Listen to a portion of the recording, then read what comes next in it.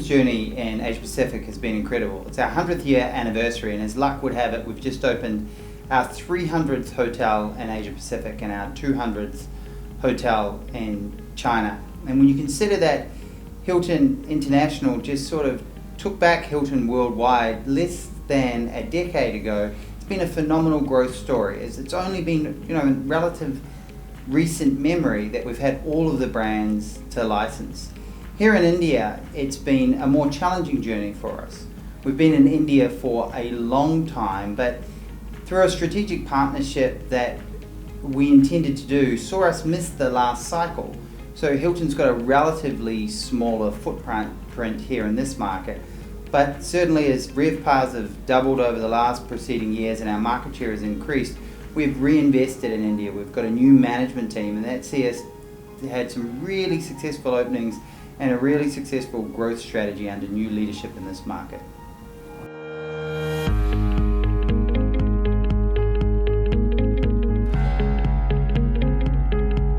I think in all parts of Asia and all parts of the Hilton system, that what Hilton stands for as a company is truly well-defined brands that within our own brand tree don't compete against each other. So Hilton's just been named the most valuable brand sort of in the world, just been named the most successful and preferred hotel company to work for in the world. And part of that is it's not growth for growth's sake. Part of Hilton's success and the fact that we've been around for almost 100 years now is this pure play hotel business. We're a hotel company that's dedicated to bringing new and innovative brands to market. And so from Waldorf Astoria to Conrad to Hilton to Doubletree to Hilton Garden Inn and to Hampton, our brands are clearly well defined, and that means from our honest customers, means from a global and domestic play, that the brands themselves have a very unique and structured price point.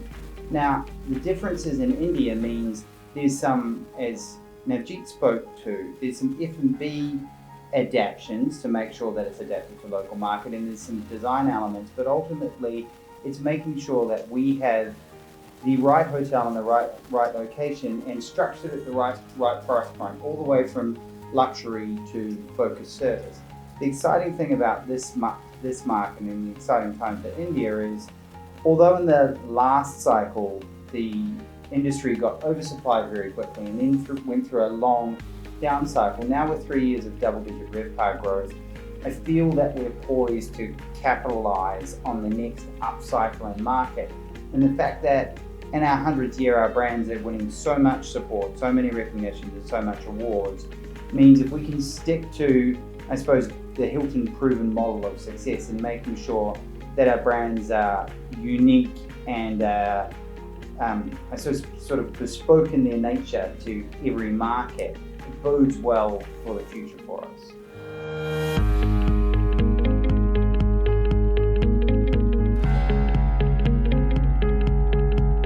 I suppose the largest challenge that we face is coming from a relative small base. Because of the nature of how Hilton's grown, although we're the fastest growing hotel and company in APAC today, we're still coming from a small base. So we will open more hotels than any of our competitors this year, but that means I'm opening 500 hotels of a 300 hotel base.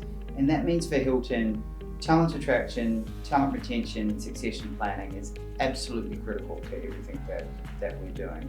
So the largest challenge for me is not signing deals, it's not building and constructing hotels, and everybody likes changing city skylines. It's making sure that I'm bringing people through the Hilton family and through the Hilton system fast enough to be able to continue to have best-in-class returns. I mean, the reality is for our business, best-in-class customer experience, best-in-class owner returns, and best-in-class employee experience is what makes the business go round.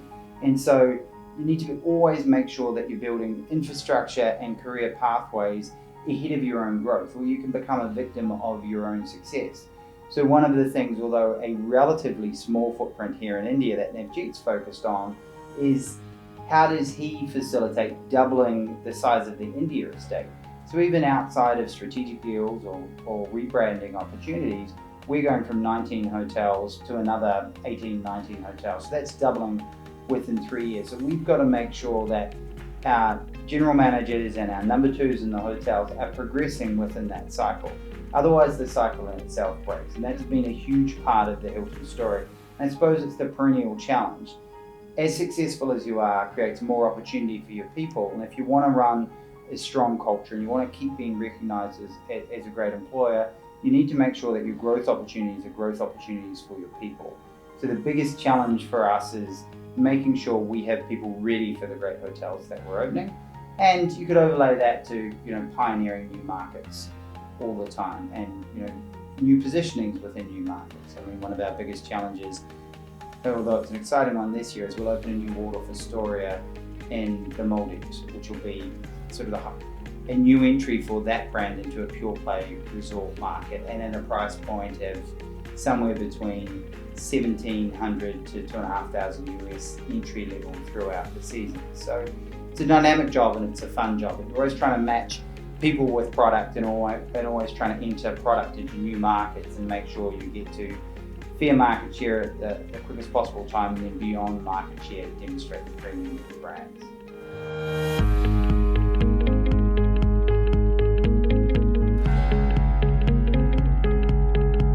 I think that's a perennial industry challenge, and it's not a challenge for India, it's a challenge for the globe.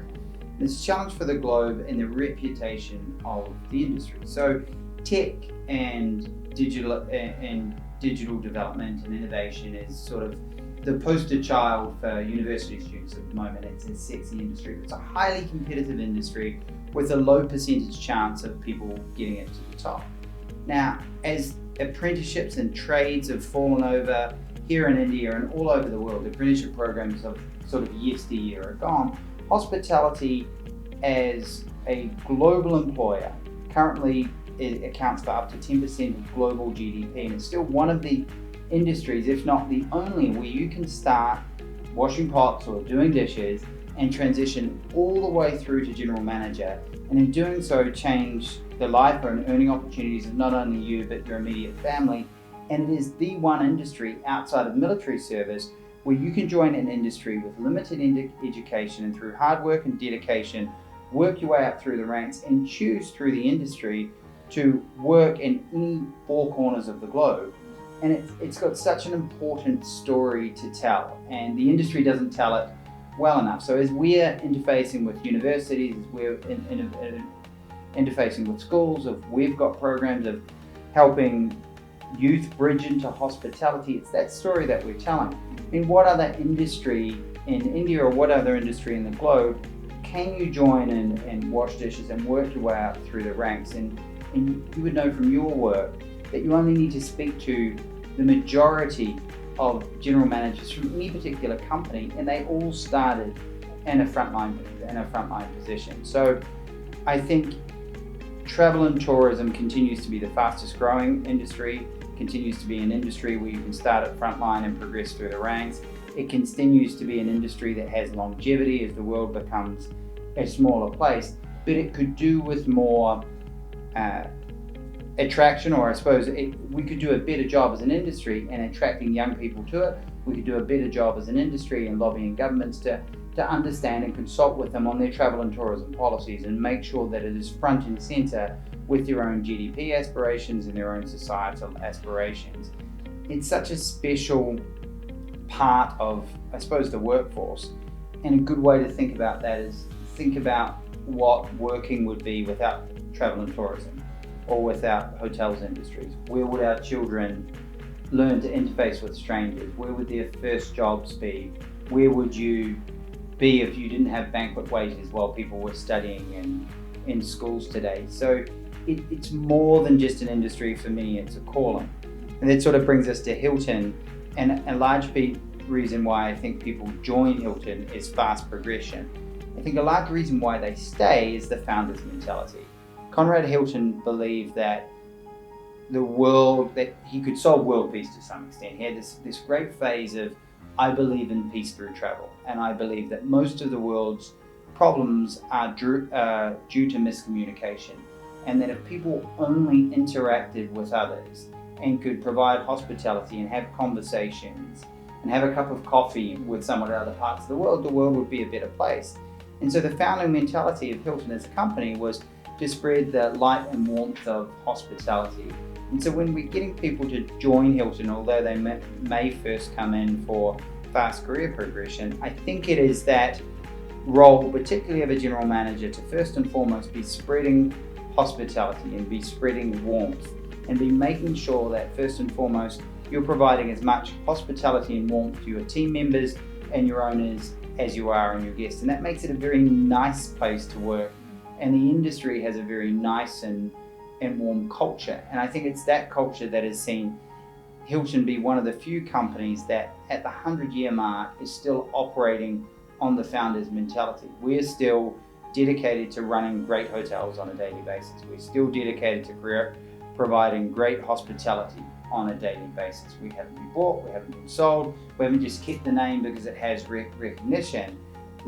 It's sort of in 1919 in Cisco, which is in Texas, the first Hilton was founded on that premise. And here we are again in sort of 2019 with exactly the same founder's mentality. And it's that mentality, I think, that the industry could do a lot better job in attracting people to. Our customers already know it because they experience it all the time. But we're not first and foremost for our young people and the emerging generations an employer of choice or an industry of choice. And we really should be, given the aspirations and the things that you can achieve in hospitality.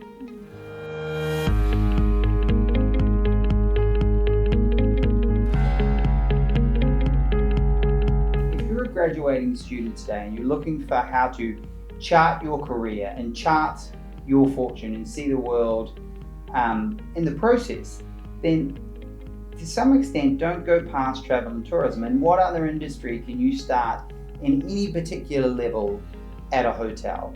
And through hard work and determination with people that are your own age and that are your peer set, progress through the ranks to a point that you can move globally to any country on the planet and ply your trade. You can go from wherever you are sitting watching this video today to being the general manager of Waldorf Astoria in New York, or Conrad in London, or the Hilton in Singapore, simply through sort of displaying care and love and having fun in the process. So it's such a great industry, it's such a fun industry, and it is the fastest growing industry on the planet and will always continue to be so.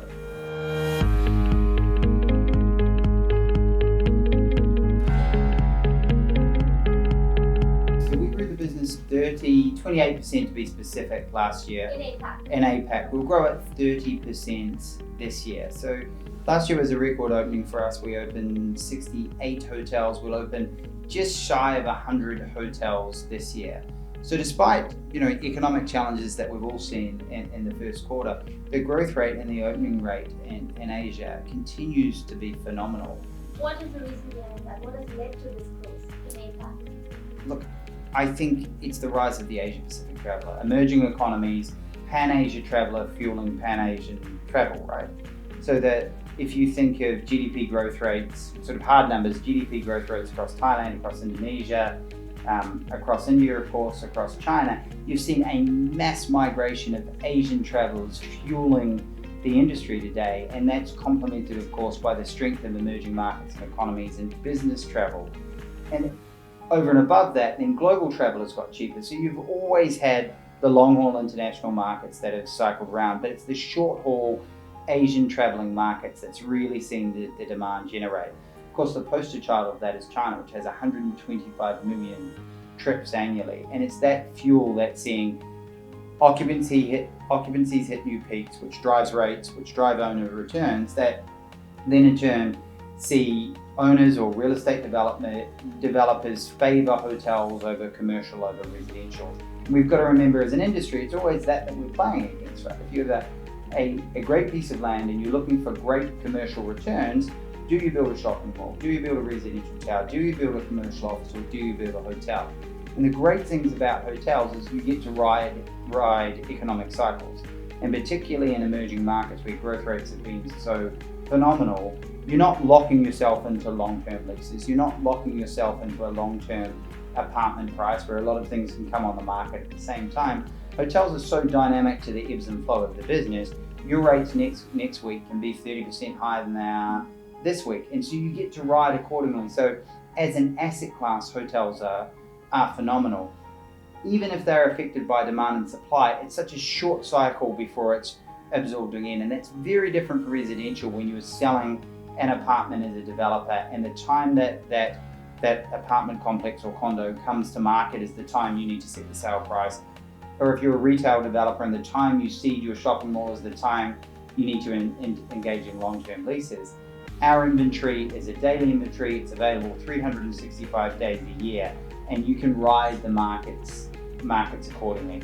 And I think it's that, the rise of travel, the rise of tourism, the rise of airlines, it's really seen this boom in the hotel space. Here in India, to a lesser extent, but certainly starting to heat up now, but certainly right across Asia Pacific, not only Hilton, but our competitors as well. So year after year out of record signings, and year after year out of record openings.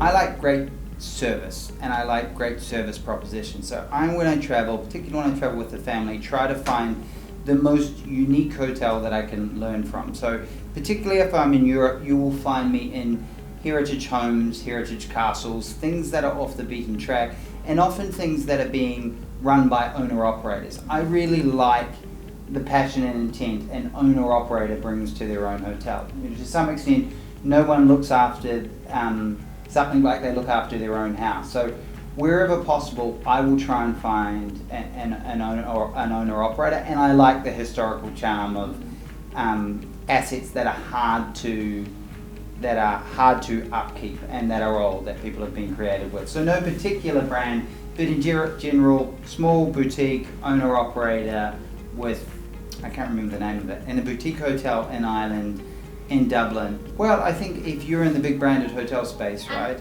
you're constantly trying to look at something that's different and bring ideas into the business. And so I like to stay in competitors, particularly when there's new hotels in town. So I've stayed in the Rosewood in Hong Kong, which is a good example of a new luxury hotel. It's a very design-led building. I certainly like to visit a lot of opening hotels, but the competitor chains are competitor chains. So they're very, very good, but often they're not as different from each other as they need to be. So you want to get as much depth and variety in your customer service experience as you can. I would say for city-based hotels, I like Conrad. I like Conrad as a business brand for a business traveler. It's built on luxury, but it's also built on efficiency, and I'm busy when I travel. If I'm traveling with the family, I like Hilton Resorts. I've got very young children, and I like the Hilton Resort environment.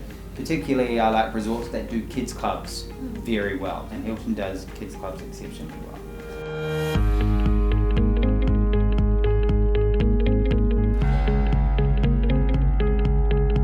I think particularly the Hilton effect comes to life if we're opening a Hilton in a new location where a hotel hasn't been before. And if you think of lower socio-economic locations, a hotel can be a local school. It can be teaching everything from hygiene to human interaction to language skills to being able to deal with strangers to cultural appreciation from people on the other parts from other parts of the world. It also can be a major employer in a community. If you think of a resort community, pre-post a resort coming to market, then Hilton can be the major employer. Increasingly, our hotels find themselves as sanctuaries in time of crisis, and we've seen that in Sri Lanka with the terrible bombings. And so Conrad Hilton believed in peace through travel, but he also thought that sharing the light and warmth of hospitality was about making sure that when we enter into a community, we end up playing a cornerstone or a central piece of that community. And it's that Hilton effect now that's had, obviously the book's been published about it. It is the amount of lives that have been impacted and generational lives that have been impacted when we've expanded the footprint across the globe. And even today, you will see a hotel here in India as a good example, where you can be in housekeeping and someone's grandfather will be working in kitchen, somebody else will be working as a supervisor in front office, and somebody else will be working in pot wash or in housekeeping or in concierge or as a bellboy. And it really is the effect that the industry has, and it's been sort of coined the Hilton effect simply because Hilton is the pioneer of the industry. It's the oldest of the hotel companies and is being the most innovative. Another way to look at the Hilton effect is just the industry's need to pioneer. So if you think of Hilton's sort of history throughout the years of being the first company to put televisions in guest rooms, first company to put air conditioning in guest rooms, first company to put minibar in guest rooms, and then look at today with digital casting and digital key and honours and points sliders. The Hilton effect really has been one for communities of which our hotels trade, two in innovations, and then three in just bringing, I suppose, a face and a name to the industry.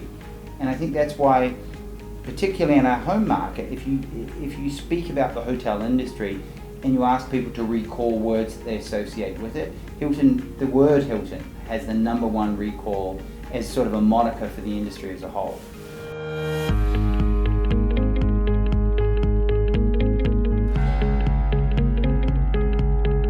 So I've been with Hilton now for a year and a half, and I think my biggest learning is the founder's mentality of spread the light and warmth of hospitality is more than a vision statement on a wall. It's a company with 100 years of heritage, and everyone from Chris Nacetta to frontline employees really believe they have a higher calling and they're not just working in a hotel. So I do believe that my biggest learnings for Hilton, my biggest aspirations for us in APAC is to follow the founder's mentality, grow on what we've achieved already today, and stay first and foremost and always a hospitality company that's grounded in hospitality to our teams, hospitality to our guests, and hospitality to our owners. It's that mentality that's kept us safe for 100 years. It's that mentality that's seen us pioneering. It means we don't get distracted and try and be a travel vertical. It means we don't get it distracted into the acquisition space. It means we do what we do very well, and that is making sure we have best-in-class experiences for our customers, for our owners, and our team members. It's a wonderful place to be. I suppose my other learning from Hilton is just, keeping up with the pace of a company that's always innovating, always opening, always striving to be best in any particular market we trade in. And not just as a company, but from a street corner to street corner. Often in the hotel space, it's a battle for excellence at any price point. So it's a fun and dynamic place to work, but certainly a fast place to work.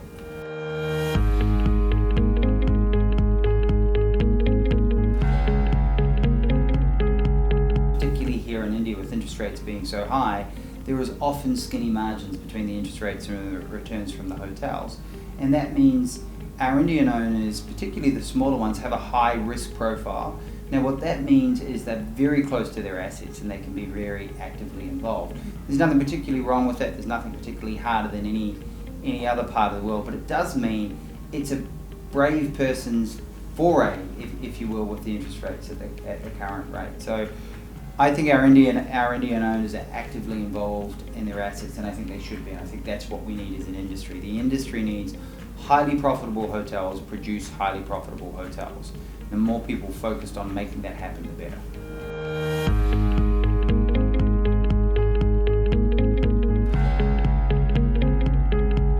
Hotel market. Think of the superhighways in the US and the impact that infrastructure has on GDP growth, on consumer spending, and people's need to travel. And so India's always been on the verge of a real accommodation supply explosion, and almost in like the roadside hotels in the US in the 50s, and that's all infrastructure driven. So it's such a fantastic market in a matter of time before it becomes the third largest accommodation market in the world. But the link between now and then is pure play infrastructure, whether it's the regional airports, whether it's superhighways. So government infrastructure, government spending, that is what the industry needs to see, and I think we're in a good time, and that's what we're starting to see.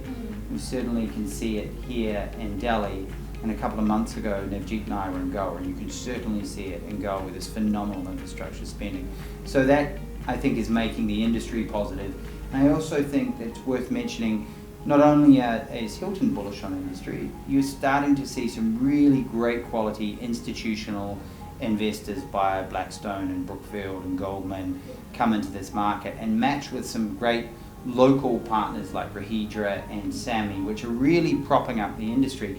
And that quality of sophisticated investor we sort of haven't seen really in the last decade since the last oversupply. So it is a good time, and the first quarter, given global macro trade wars, can sometimes see people be a little bit pessimistic. But when you look at the macro opportunity here in India, it is phenomenal. Institutional investors, solid returns from hotels, double-digit RevPAR growth, and infrastructure spending means there's a lot for the Indian industry to be excited about.